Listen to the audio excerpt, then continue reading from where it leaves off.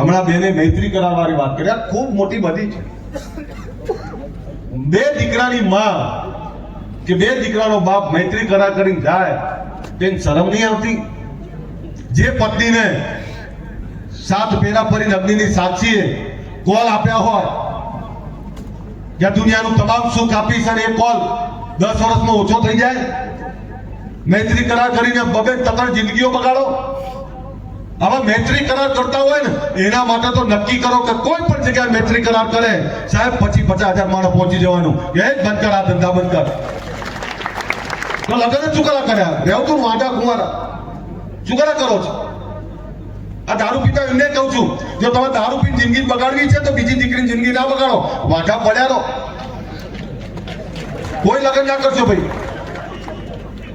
હે ના, વાંઢા થઈને મરી જાવ, કુંવારા ના કહેવાય, કારણ કે દારૂ પીવાય વાંઢો જ કહો. પછી કોઈ હોશિયાર છોકરો હોય ને એના લાયક ના મળ્યું હોય તો એ કુંવારો કહેવાય, પણ દારૂ પીને જિંદગી બગાડે તો વાંઢા જ કહેવા પડે.